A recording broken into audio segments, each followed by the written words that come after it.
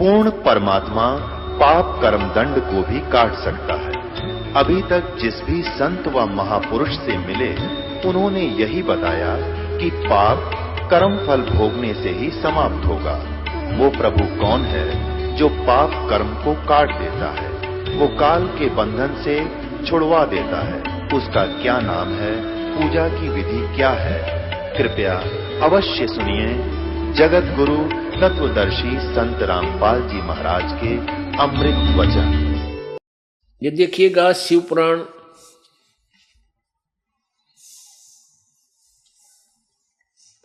Gita press Gorakhpur से प्रकाशित शिव पुराण, संपादक है हनुमान प्रसाद पोदार, प्रकाशक है गीता प्रेस गोरखपुर, प्रकाशक एवं मुद्रक गीता प्रेस गोरखपुर, गोविंद भवन कार्यालय कोलकाता का संस्थान।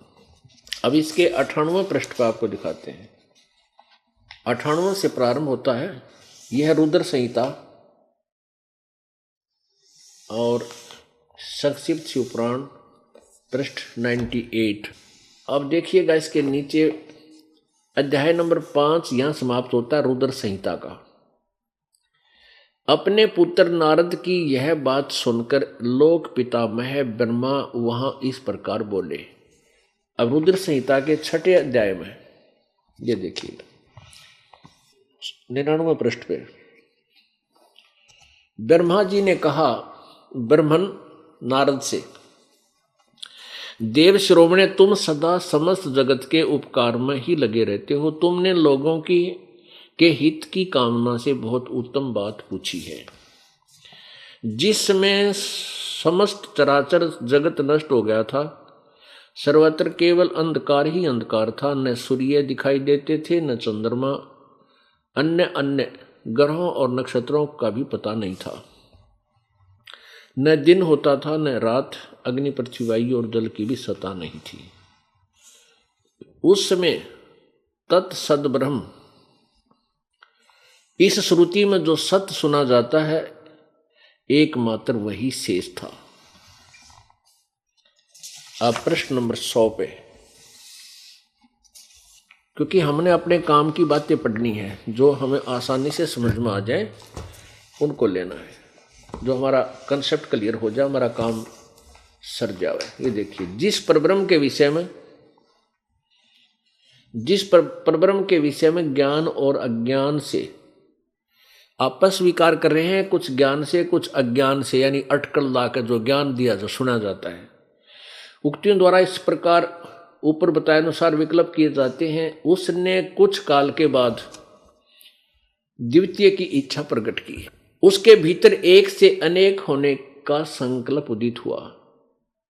तब उस निराकार परमात्मा ने अपनी लीला शक्ति से अपने लिए मूर्ति यानी आकार की कल्पना की। मूर्ति माने आकार। जो मूर्ति रहित परब्रह्म है उसकी मूर्ति, यानी मूर्ति रहित माने निराकार, और कहते फिर वो साकार बन गया। वो क्या बना? उसकी साकार मूर्ति भगवान सदाशिव है। ये काल के विषय में जानकारी चल रही है, ब्रह्म के विषय में, ये ध्यान रखना। उसी को सदाशिव, अर्वाचीन और प्राचीन विद्वान उन्हीं को ईश्वर कहते हैं। उस समय एकाकी रहकर स्वेच्छा अनुसार विहार करने वाले उन सदाशिव ने अपने विग्रह से स्वयं ही एक स्वरूप भूता शक्ति की सृष्टि की, जो उनके अपने श्रीअंग से कभी अलग होने वाली नहीं थी। ये दुर्गा काल के शरीर से निकली, इसका वर्णन है। उस पराशक्ति को प्रधान प्रकृति गुणवती माया बुद्धि तत्व की जननी और विकार रहित बताया गया है। वह शक्ति अंबिका कही गई है। उसी को प्रकृति शब्द याद रखना, यह गीता जी में काम आओगा आपका।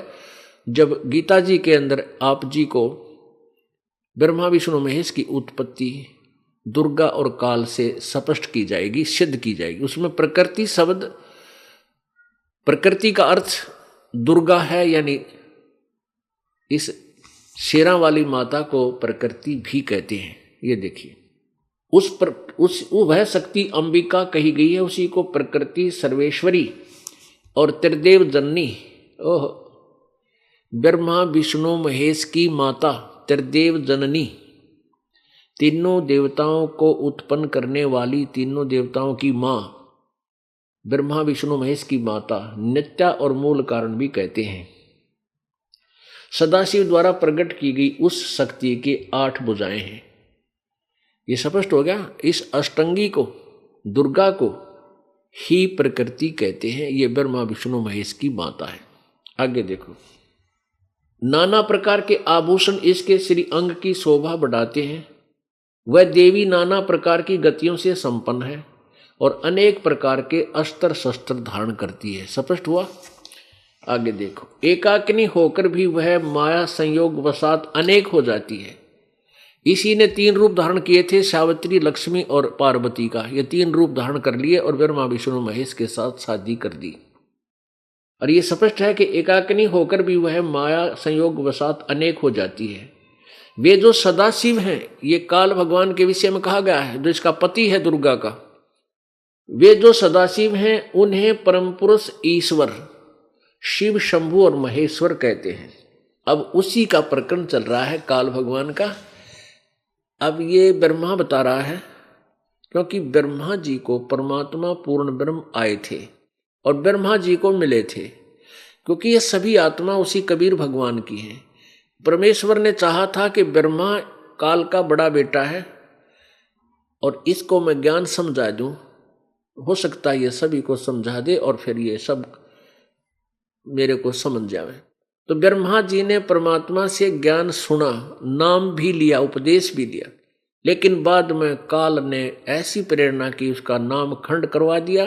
तो उस परमात्मा से सुने हुए उस ज्ञान को और साथ में अपने खिचड़ी ज्ञान को मिलाकर वो ब्रह्मा आगे सुनाने लग गया, परमात्मा से दूर हो गया और काल के हाथ में फंसा रहा, परमात्मा की शरण रखी नहीं। अब उसी काल भगवान के विषय में इसको सदाशिव भी कहते हैं, महाशिव भी कहते हैं, महाविष्णु भी काल ब्रह्म को बोलते हैं और महाब्रह्मा भी यही रूप धारण कर लेता है। अब यहां काल के विषय में जानकारी दी जा रही है, देखिएगा। वे अपने सारे अंगों पर भस्म रमाए रहते हैं। उन काल रूपी ब्रह्म ने, हो गया स्पष्ट, कि सदाशिव को काल रूपी ब्रह्म भी बोलते हैं। काल रूपी यानी काल भगवान भी कहते हैं। उन्हीं काल रूपी ब्रह्म ने एक ही समय शक्ति के साथ, ये नाथ नहीं है, मिसप्रिंट है, शक्ति यानी दुर्गा के साथ शिवलोक नामक अक्षेत्र का निर्माण किया था। उस उत्तम अक्षेत्र को काशी कहते हैं। काशी वह परम निर्वाण व मोक्ष का स्थान है जो सबके ऊपर विराजमान है। वे प्रिया और प्रियतम शक्ति और शिव, वो पति पत्नी रूप में दुर्गा और शिव, दुर्गा और शक्ति और शिव, दुर्गा और शिव, जो यानी ब्रह्म जो परमानंद स्वरूप है, उस मनोरम क्षेत्र में नित्य निवास करते हैं, वहां रहते हैं ऊपर। काशीपुरी परमानंद रूपणी है। मुने शिव और शिवा ने, इस काल और दुर्गा ने प्रलय काल में भी कभी उस क्षेत्र को अपने सानिध्य से मुक्त नहीं किया। अब क्या बताते हैं, देव से एक समय उस आनंद वन में यानी काशी में रमण करते हुए, मौज मस्ती मारते हुए शिवा और शिव के मन में यह इच्छा हुई कि किसी दूसरे पुरुष की सृष्टि करनी चाहिए, यानी कोई बालक पैदा करना चाहिए,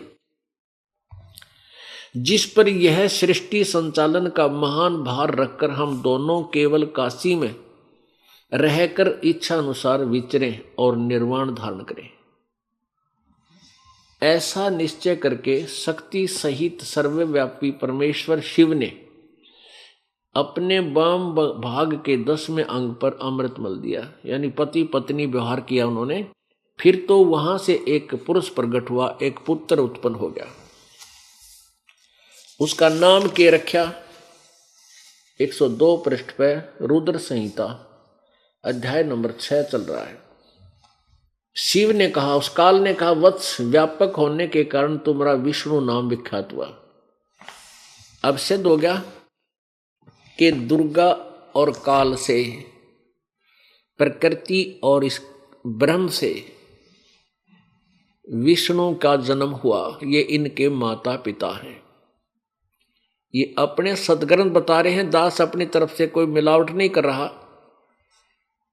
ये है सिलेबस का ज्ञान जो गुरुओं ने हमें देना चाहिए था, लेकिन उन अज्ञानियों ने लोकवेद सुनाकर हमारे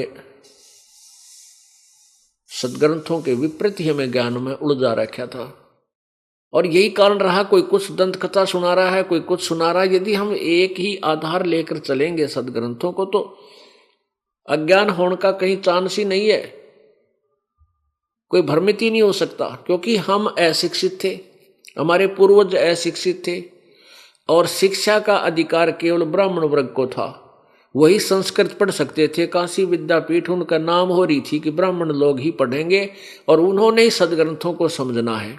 उनका कोई सदग्रंथ समझ में आए नहीं, क्योंकि उनके पास तत्व ज्ञान नहीं था। और तत्व ज्ञान में सृष्टि रचना जो है, सृष्टि रचना की कथा है, जब तक वो समझ में नहीं आती तब तक कोई भी सदग्रंथ आप समझ नहीं सकते। तो वो ज्ञान उन ब्राह्मणों यानी गुरुओं के पास नहीं था, जिस कारण से उन्होंने ये ऐसे क्लियर ज्ञान भी हमें नहीं बता पाए, वो नहीं बता सके, क्योंकि वो तत्व ज्ञानहीन थे। और बाद में फिर पैसे लालच हो गया, उनको अपना रोजी रोटी का धंधा बना लिया, और जिस बात से जनता प्रसन्न हो वही बताना, वही उसी तरह उनको कहना समझाना, और जिससे अपना स्वार्थ सिद्ध हो उस तरह उनको मूर्ख बनाना, ये उनका उद्देश्य हो गया था। अब इसमें स्पष्ट लिख रखा है कि विष्णु जी की उत्पत्ति दुर्गा और काल से हुआ, ब्रह्म से। आगे ब्रह्मा जी की उत्पत्ति आपको दिखाते हैं। ब्रह्मा जी कहता मेरा जन्म भी इसी प्रकार दुर्गा और शिव से हुआ। देखो, काल से हुआ। ये शिव कौन है? ये एक तो ये तमोगुण शिव है, ये काल का बेटा है, और ये खुद भी शिव रूप धारण कर लेता है। ये सदाशिव भी कहलाता है, इसको महाशिव भी कहते हैं। ऐसे ही यही काल फिर और लीला करता है, छल छिद्र करता है। ये विष्णु रूप धारण कर लेता है तो और उसको महाविष्णु कहते हैं। ऐसे ही वो ब्रह्मा रूप धारण कर लेता है तो महाब्रह्मा कहलाता है। उसको समझ नहीं सके यू माँ ब्रह्मा के बीमारी थी, यू कौन था। अब इसका सारा निर्णय हो जाएगा। अब ब्रह्मा जी की उत्पत्ति दुर्गा और ब्रह्म से देखिएगा। अब यहां छठा अध्याय समाप्त हो गया रुद्र संहिता का। ये आपने अभी पढ़ लिया कि विष्णु जी का नाम धर दिया। उस काल ने शिव ने कहा वत्स बेटा, व्यापक होने के कारण तुम्हारा विष्णु नाम विख्यात हुआ, तेरा नाम विष्णु रख दिया। अब ब्रह्मा जी कहते हैं 7वें अध्याय में रुद्र संहिता, ब्रह्मा जी कहते देव से यानी नारद जी को बता रहे हैं। तत्पश्चात कल्याणकारी परमेश्वर शांब सदाशिव ने पूर्ववत प्रयत्न करके जैसे विष्णु उत्पन्न किया, मुझे अपने दाहिने अंग से उत्पन्न किया। मुने इस महेश्वर ने मुझे तुरंत ही अपनी माया से मोहित करके नारायण देव की नाभि में डाल दिया और लीलापूर्वक मुझे वहां से प्रकट किया। इस प्रकार उस कमल से पुत्र के रूप में मुझ हिरण्यागर्भ का जन्म हुआ। अब पुण्यात्माओं, अब यहाँ जो अनुवाद करता था हिंदी संस्कृत से, जिसने हिंदी में अनुवाद किया, वो यहाँ विचलित हो गया कि शिव से शिव की उत्पत्ति कैसे बताऊं। उसने यहाँ गोलमोल कर दिया। लेकिन कहते हैं चोर चुराई तुंबड़ी और गड्ढे पानी में वह गड्ढे हुआ ऊपर आवे नो सच्चाई छनी ना। इवन अज्ञानियों ने जैसे तुम्बा होता ना, तुम्बा एक तारा सा बनाया करें, जैसे ये सीताफल होता ना पेठे जितना मोटा एक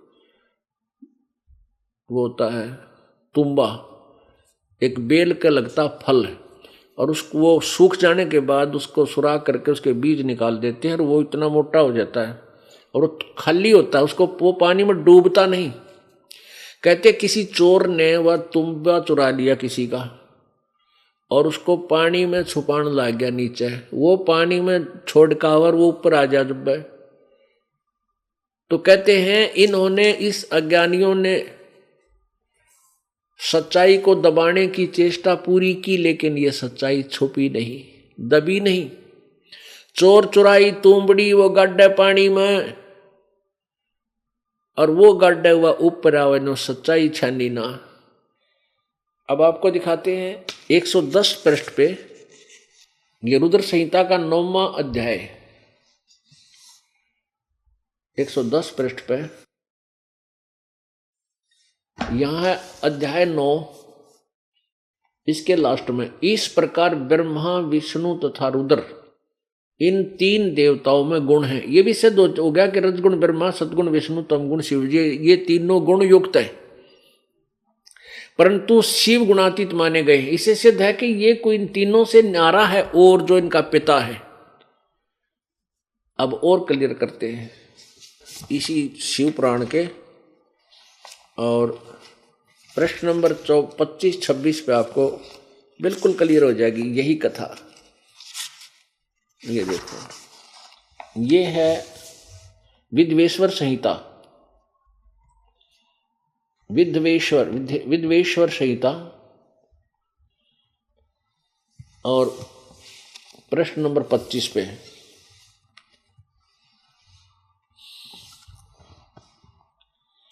ब्रह्मा विष्णु ने पूछा किससे? इस काल से, सदाशिव से, प्रभु सृष्टि आदि में 5 कर्तों के लक्षण क्या हैं, ये हम दोनों को बताइए। भगवान शिव बोले, ये काल बोला, ब्रह्म, मेरे कर्तव्यों को समझना अत्यंत गहन है, तथापि मैं कृपा पूर्वक तुम्हें उनके विषय में बता रहा हूँ। ब्रह्मा और अच्युत यानी विष्णु सृष्टि और पालन, संहार, तिरोभाव और अनुग्रह, ये 5 ही मेरे जगत संबंधी कार्य हैं जो नित्य सिद्ध हैं। संसार की रचना का जो आरंभ है उसी को सर्ग या सृष्टि कहते हैं। अब देखो, अब वो काल क्या कह रहा है? पुत्रो, हे मेरे बेटो, ब्रह्मा और विष्णु को, तुम दोनों ने तपस्या करके प्रसन्न हुए मुझ परमेश्वर से सृष्टि और सतिथि दोनों कृत्य, दोनों काम, सृष्टि ब्रह्मा को और सतिथि विष्णु को, यानी तुमने तपस्या करके मुझ प्रसन्न हुए परमेश्वर से प्राप्त किए, मेरे से प्राप्त किए, ये दोनों ही तुम्हें बहुत प्रिय। इसी प्रकार मेरे विभूति स्वरूप रुद्र और महेश्वर में 2 अन्य उत्तम कर्त्य, संहार और तिरोभाव, मुझसे प्राप्त किए।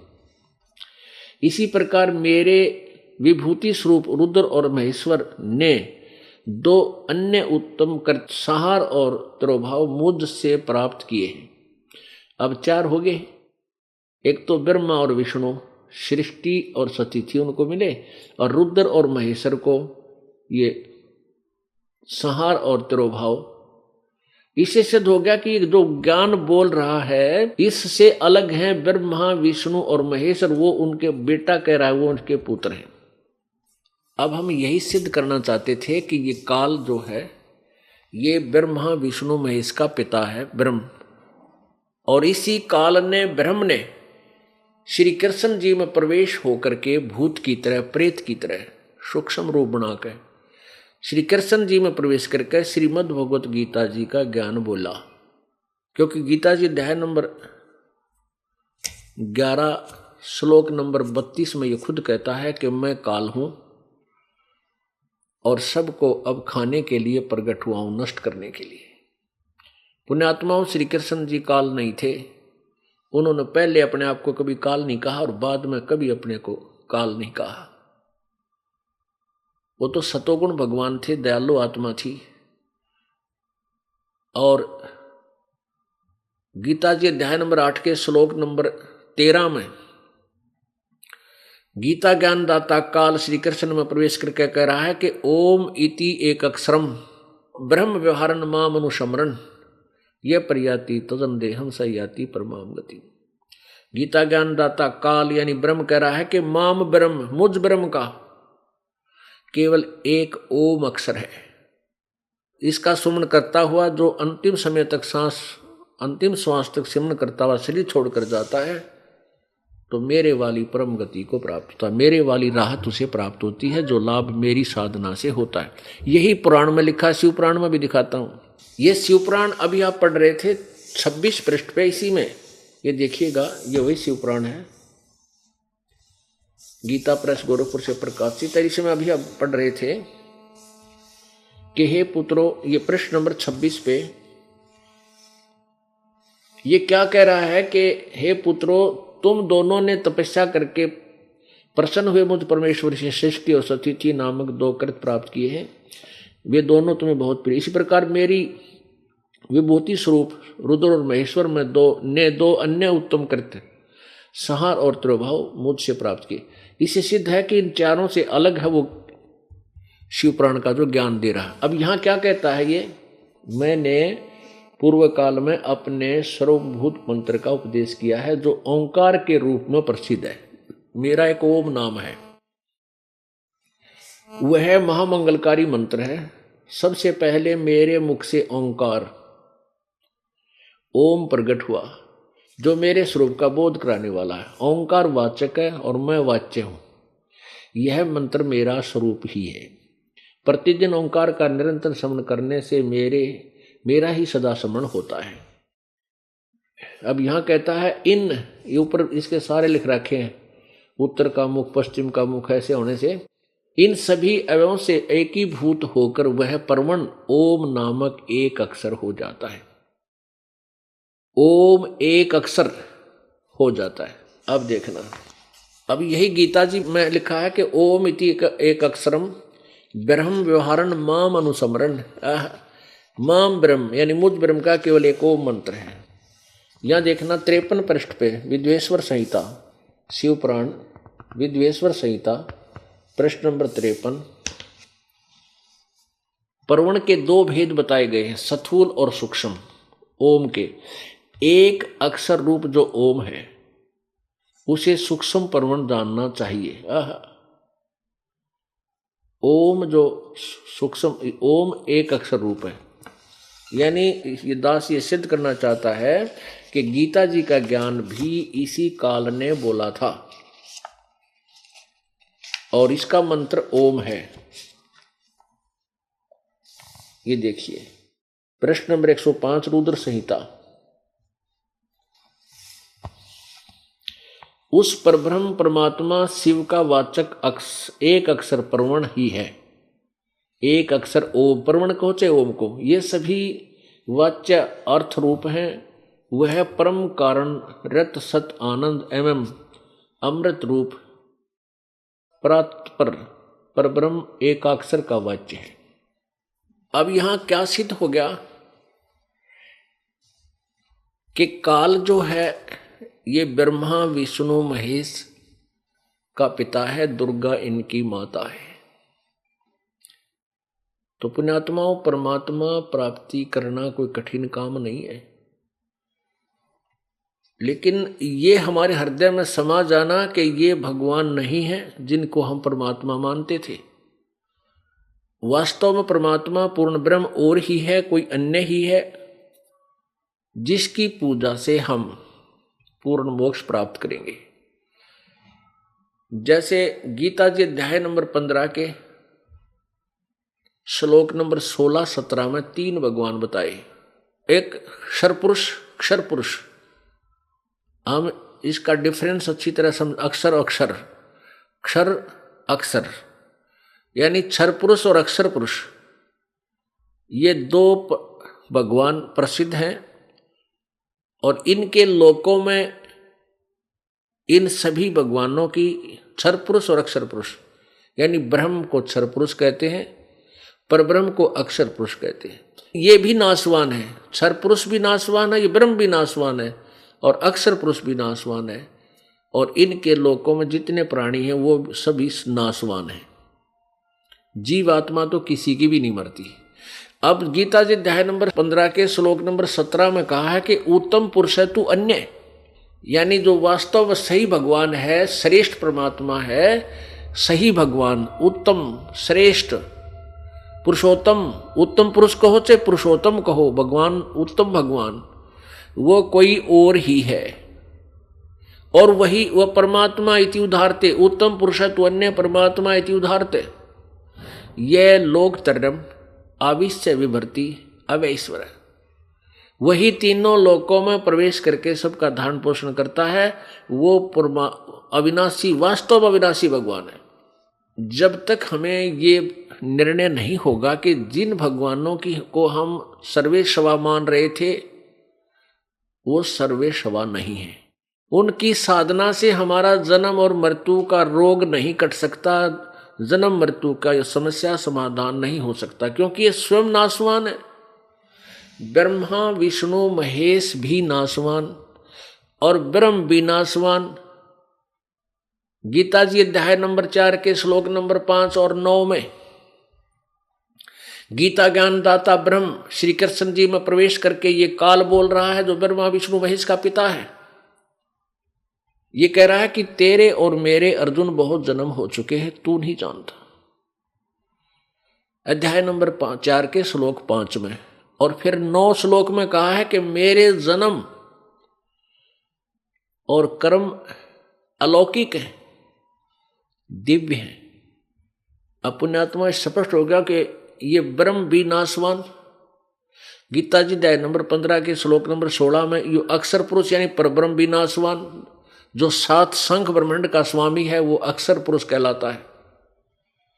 और 21 ब्रह्मांड का स्वामी ये ब्रह्म है, ज्योति निरंजन है, सदाशिव कहो, महाशिव कहो, इसे महाविष्णु कहो, ब्रह्मा कहो। ये 21 ब्रह्मांड का स्वामी ये ब्रह्म है, इसका ये भी नाशवान है। गीता जी अध्याय नंबर 15 के श्लोक 17 में जो उत्तम पुरुष तो अन्य उसकी पूजा करनी पड़ेगी, वो है वास्तव में अविनाशी। और कहते हैं सूक्ष्म वाणी में कहा कि थिर पकड़ थिर रहिए, यानी स्थिर यानी अविनाशी की शरण पकड़ के ही तुम अविनाशी हो सकते हो। नाशवानों की आड़ में आप कभी सुरक्षित नहीं रह सकते।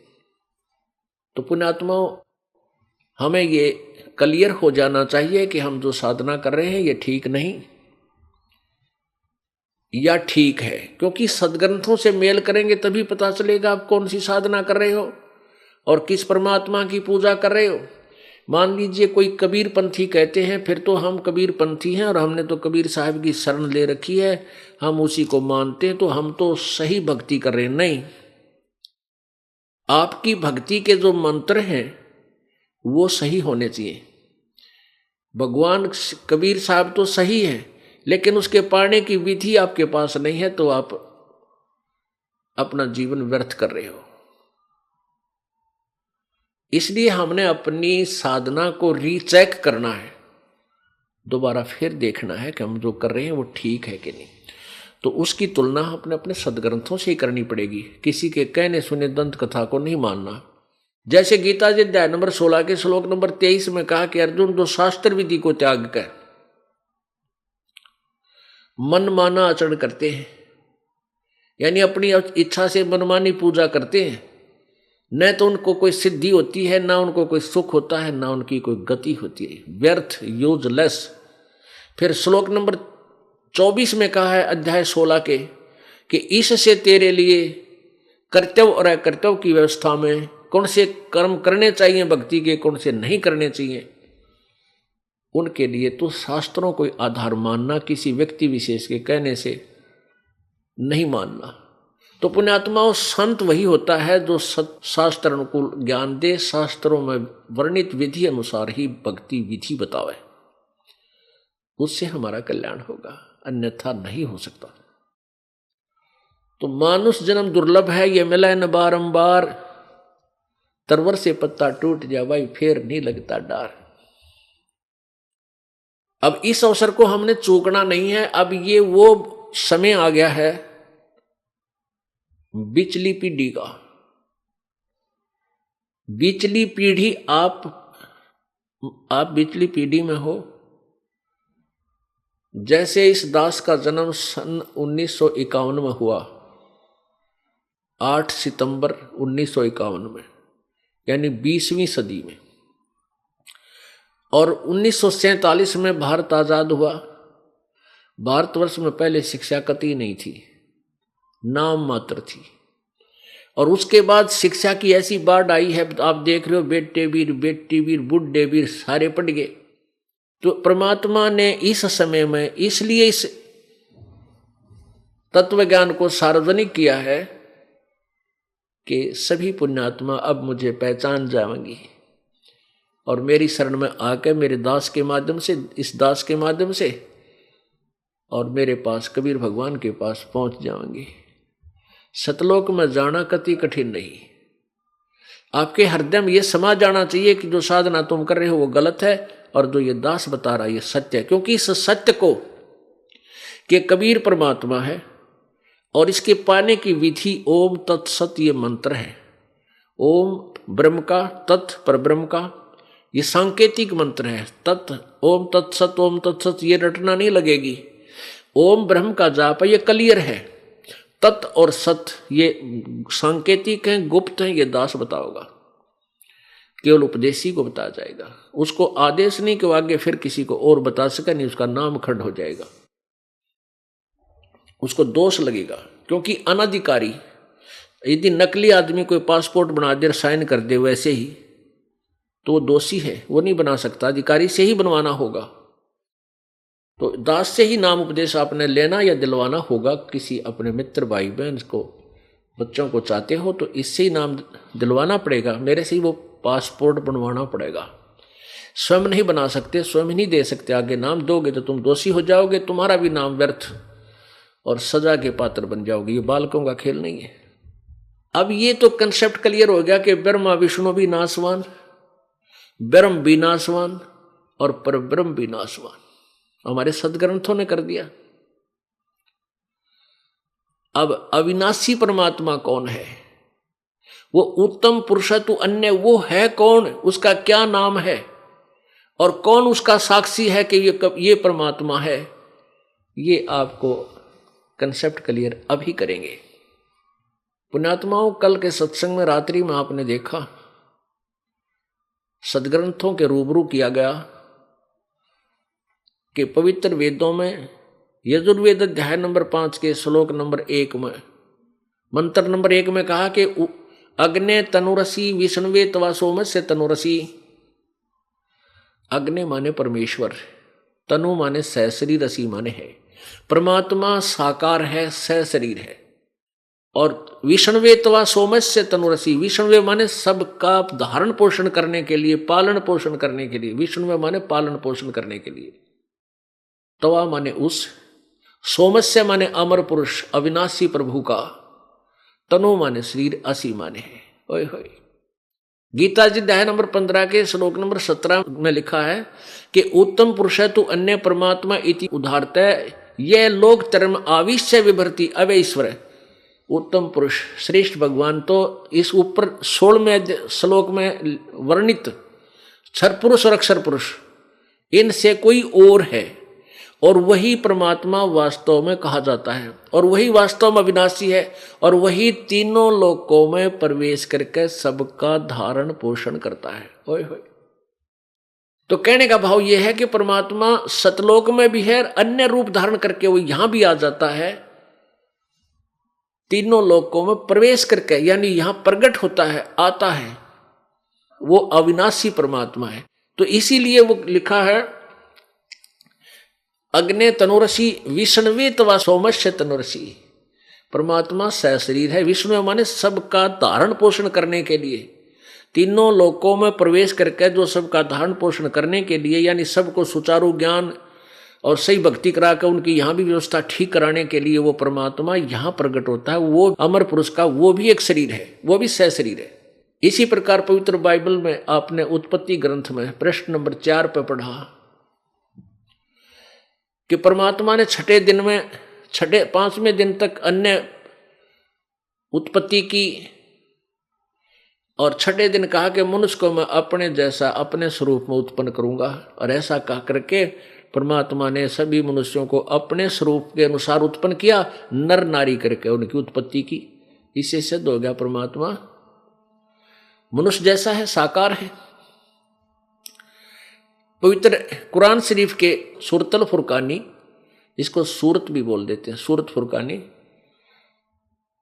25 आयत नंबर 52 से 59 में स्पष्ट किया है कि कुरान शरीफ का ज्ञान देने वाला अल्लाह, जिसको मुसलमान धर्म और हजरत मोहम्मद जी अपना खुदा मानते हैं, कि जिसने कुरान शरीफ का ज्ञान दिया वो भगवान है, वो अल्लाह है हमारा। वो अल्लाह कह रहा है कि हे पैगंबर हजरत मोहम्मद, तू इन काफिरों का कहा मत मानना, ये नहीं मानते कि कबीर भगवान है, इनकी बातों में मत आना। मेरे द्वारा दिए गए इस कुरान के ज्ञान के आधार पर तू संघर्ष करना, इनकी बातों में मत आना। और ये वही परमात्मा है जिसने 6 दिन में सृष्टि रची और 7वें दिन तख्त पर जा बैठा, लेकिन उसकी खबर किसी बाखबर से पूछ देखो। पुण्यात्मा, इससे 2 पॉइंट कंसेप्ट क्लियर हो गए, 2 कंसेप्ट। एक तो ये हो गया कि कुरान शरीफ का ज्ञान इनकम्प्लीट है, हम गलत नहीं कह सकते, अधूरा है। और कुरान शरीफ के ज्ञान देने वाला अल्लाह किसी और पूर्ण परमात्मा, जिसने सब सृष्टि ब्रह्मांडों की रचना की, उसकी तरफ संकेत कर रहा कि उसकी खबर तने उस परमात्मा के विषय में जानना है तो किसी तत्वदर्शी संत के पास चला जा, बाखबर से पूछ। तो पुण्यात्माओं, सभी सदग्रंथ मिलकर ये सिद्ध कर रहे हैं परमात्मा सशरीर है, उसका नाम कबीर है, साकार है। अब वो परमात्मा कबीर है, सशरीर है, वो देखा किसने? ये तो हमने एक थ्योरी पढ़ी, अब प्रैक्टिकल देखेंगे। जब थ्योरी और प्रैक्टिकल हमें दोनों ही एक समान होंगे तो फिर नो डाउट कोई भी हमारे डाउट नहीं हो रहेगा, और फिर हम उस परम पिता के चरणों में समर्पण करके अपने पिता के पास पहुंच जाएंगे। इस काल के गंदे लोग तो निकल जाएंगे। यहाँ किसी का बेटा मर गया, किसी की बेटी मर गई, किसी के आंख में कैंसर, किसी के कान में कैंसर, किसी की जीभ में, कोई एड्स से दुखी, कोई किसी और बीमारियां थे। हे भगवान, जुल्म हो रहा है यहाँ पर। कोई मानसिक टेंशन, किसन देख ले छोटा बालक भी टेंशन ना दे बने, यानी ना जाने कितनी टेंशन यहाँ पर 24 घंटे कहे, रात में भी, सपने में भी। या कोई जीव सुखी नहीं, चाहे यहाँ पर प्रधानमंत्री बन रहा है, चाहे राष्ट्रपति हो, चाहे ब्रह्मा विष्णु महेश की पदवी है, वो भी सुखी नहीं है। अभी आपको कथा सुनाते हैं जिनको भगवान मिला।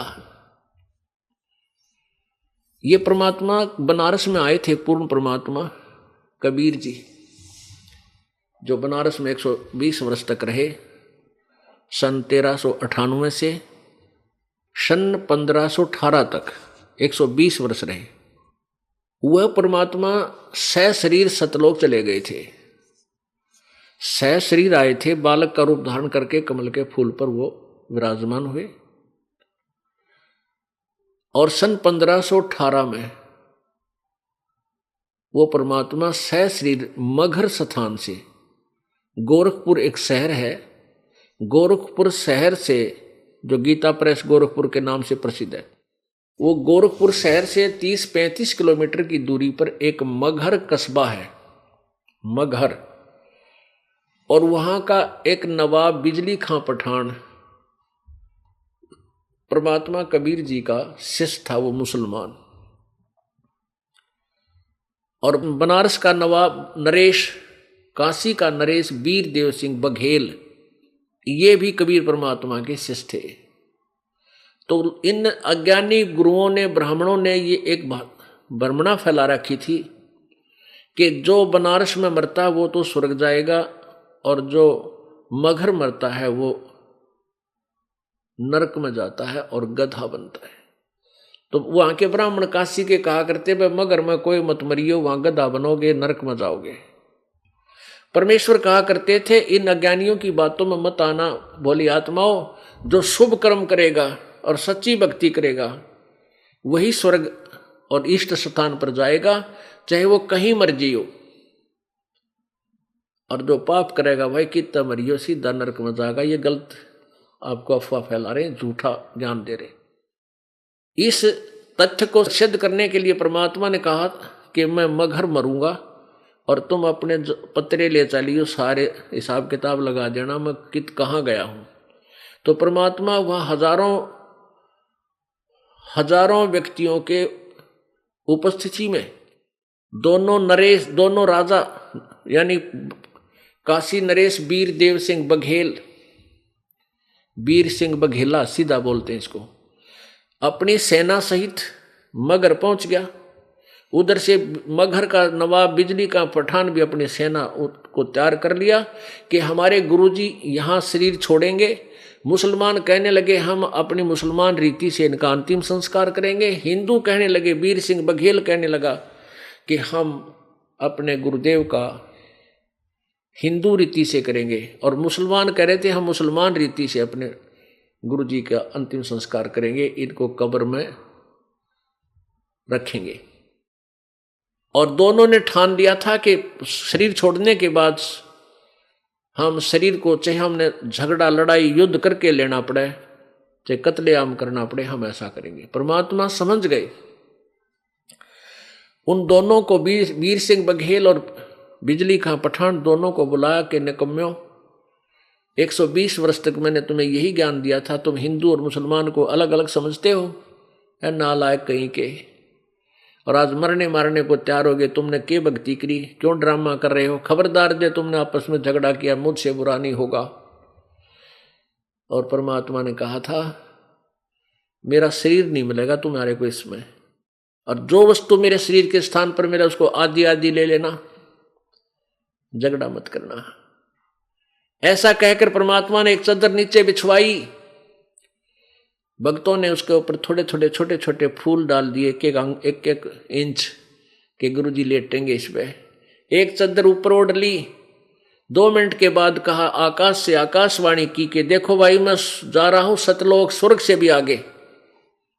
अब सबने ऊपर देखा तो परमात्मा सह शरीर ऊपर जा रहे हैं, और चादर उठा कर देखी तो वह शरीर के आकार का सुगंधित फूलों का ढेर बन गया।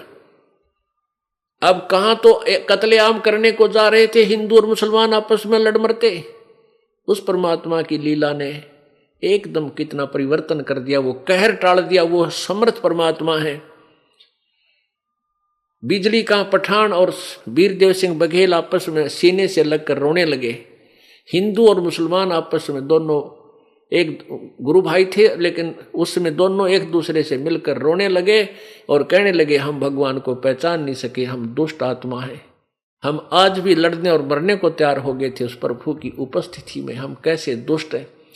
तो पुण्यात्माओं, श्री कृष्ण जी कौरव पांडवों का युद्ध नहीं करवाना चाहते थे और 3 बार शांति दूत बनकर गए, लेकिन वो इस जुल्म को टाल नहीं सके क्योंकि वो समर्थ नहीं थे। अब जब दोनों सेना आपस में लड़ने को खड़ी हैं, अर्जुन मना करने लग गया, तो उस समय श्री कृष्ण के शरीर में काल प्रवेश कर गया, यो सदा शिव प्रवेश कर गया, और उसने श्री कृष्ण की एक नहीं सुनी। श्री कृष्ण की आत्मा को तो पता ही नहीं वहां क्या हुआ, और काल ने बागडोर संभाल दी, गीता का ज्ञान दिया, अर्जुन को प्रेरित किया और युद्ध करवा कर सर्वनाश करवा दिया। श्री कृष्ण जी समर्थ नहीं और उस कहर को, उस युद्ध को टाल नहीं सके, और ऐसे ही वो युद्ध, उससे भी भयंकर युद्ध हो जाना था, ग्रह युग छिड़ जाना था हिंदुस्तान में, क्योंकि उससे पहले बहुत से ज्योतिषियों ने ये भविष्यवाणी कर रखी थी कि ऐसे ऐसे सन 1518 में विक्रमी संवत 1575 में एक भयंकर घोर युद्ध होगा, बहुत भयंकर नरसंहार होगा, ऐसा वो भविष्यवाणी किया करते थे। और वो होना था, परमात्मा ने वो कैंसिल कर दिया। कहाँ तो अनर्थ होना था, कहाँ आपस में सीने से लगकर और भाई भाई की तरह हिंदू और मुसलमान रो रहे हैं, भूल गए सब लड़ाई और झगड़ों को। तो वो परमात्मा सहशरीर सतलोक गए, सहशरीर आए थे। यहां हरियाणा प्रांत, जिला वर्तमान में झज्जर, उस समय रोहतक, पहले रोहतक जिला था, अब झज्जर जिला उसी से अलग हो गया। उस झज्जर जिला में एक गांव है छुडानी, छुडानी गांव है। जो बहादुरगढ़ कस्बा से 15-20 किलोमीटर की दूरी पे है। बहादुरगढ़ टू झज्जर रोड पे एक दुल्हेड़ा गांव आता है। दुल्हेड़ा गांव से 2-2.5 किलोमीटर एक लिंक रोड जाता है, वहां पर वो दुल्हेड़ा छुडानी गांव है। पहले वहां कोई सड़क वड़क नहीं थी। सन 1717 में छुडानी गांव में एक परमात्मा, श्रेष्ठ आत्मा संत गरीबदास जी का जन्म हुआ। जब वो गरीबदास जी 10 वर्ष के हो चुके, अपने ही खेतों में एक कबलाना गांव है, कबलाना गांव और छुडानी गांव की सीमा मिलती है। वहां पर बहुत ज्यादा जमीन थी। गरीबदास महाराज जी किसान परिवार में जन्मे थे और उनके लगभग 1300-1400 एकड़ जमीन थी। 10 वर्ष के बालक पहले पढ़ाई नहीं करते थे, बल्कि ऐसे ही अपना खेती, जिसका भी जैसा व्यवहार था, वर्ण के आधार पर जिसकी जैसी ड्यूटी थी वही कर्तव्य कर्म किया करते थे। पाली जाते थे, गौओं के ग्वाले थे। और सन 1727 संवत 1784 फाल्गुन उतरते की द्वादशी को दिन में लगभग 10 बजे वही परमात्मा जो सहश्री सतलोक गए थे, कबीर परमात्मा सतलोक से चलकर वहां पहुंचे जहां पर गरीबदास जी 10 वर्षीय बालक और साथ में अन्य पाली गवाले, गौओं के रखवाले वहां गायें चरा रहे थे। नला नामक खेत में, खेतों के नाम रख लेते हैं गांव वाले, कित शीश वाला, कित डैर, कित डाबर, उसका नाम था नला खेत, नला। उस नला नामक खेत में गौ चरा रहे थे। परमात्मा सतलोक से आए एक जिंदा महात्मा के रूप बनाकर। जिंदा महात्मा कैसा होता है? मुसलमानों में होता है ये। एक काला और कोट पहनते हैं घुटनों से नीचे तक का, एक कच्छा पहनते हैं बस, और सिर पे एक टोप होता है, काला ही टोप होता है, चोटे से वाला लंबा सा नु करके ऐसे। ऐसी वेशभूषा वाले को जिंदा महात्मा कहते हैं और जनसाधारण उनको बाबा जी कह देते हैं। बाबा जी आ गया।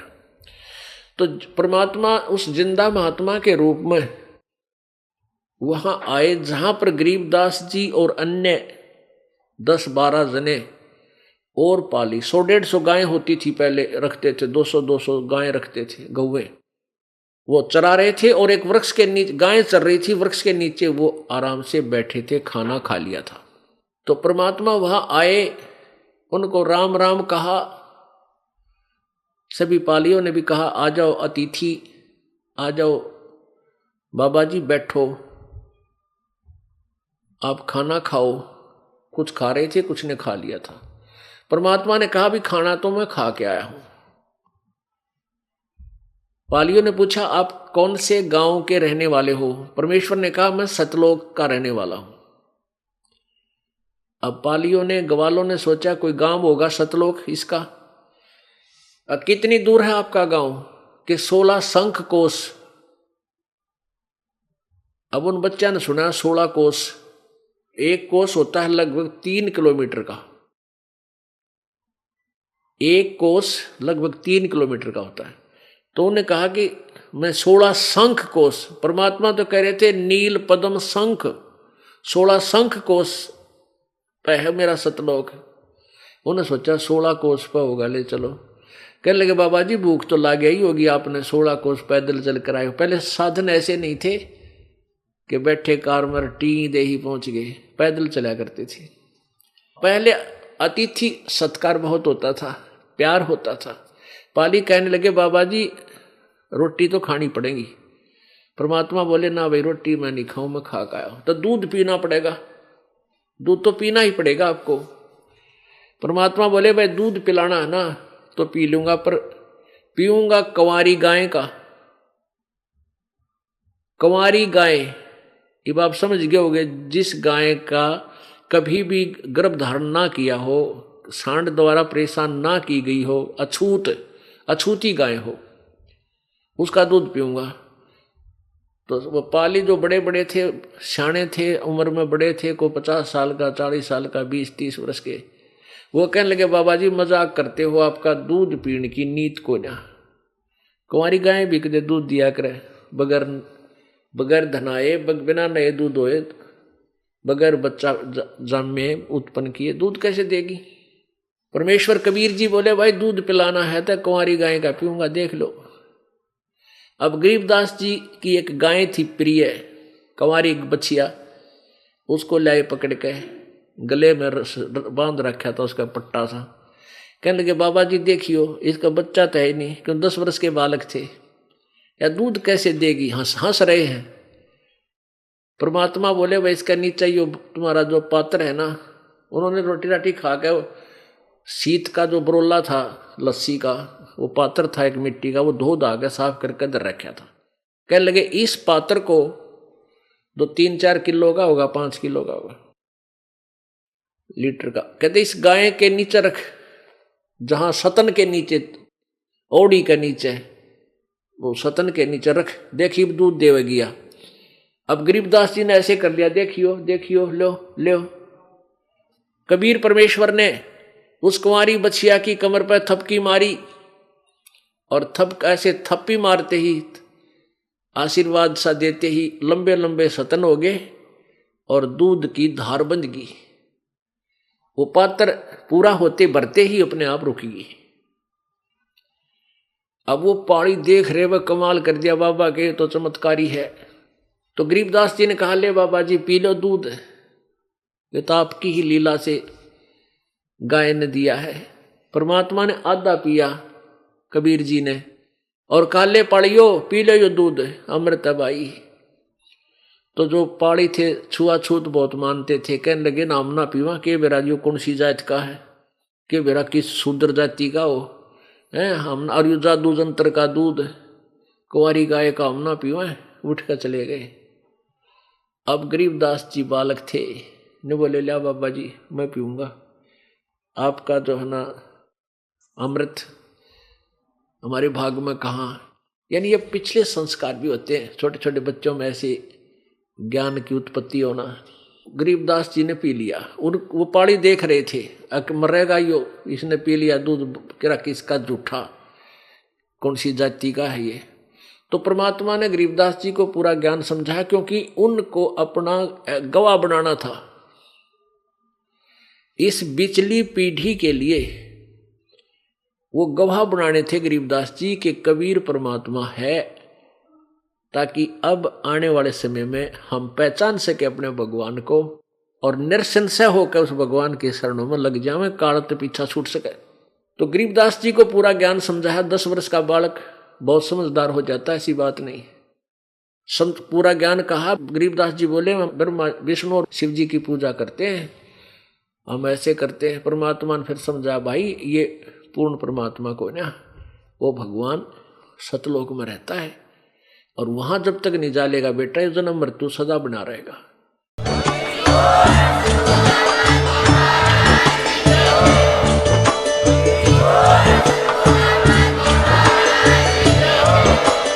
आप सुन रहे थे जगत गुरु तत्वदर्शी संत रामपाल जी महाराज जी के मंगल प्रवचन। अधिक जानकारी के लिए विजिट कीजिए हमारी वेबसाइट www.jagatgururampalji.org। संत रामपाल जी महाराज जी के शुभ आशीर्वाद से पूरे विश्व भर में 500 से भी ज्यादा नाम दीक्षा केंद्र हैं, जिन पर संत रामपाल जी महाराज जी द्वारा ऑनलाइन निशुल्क नाम दीक्षा दी जा रही है। अपने नजदीकी नाम दीक्षा केंद्र का पता करने के लिए संपर्क करें 8222880541।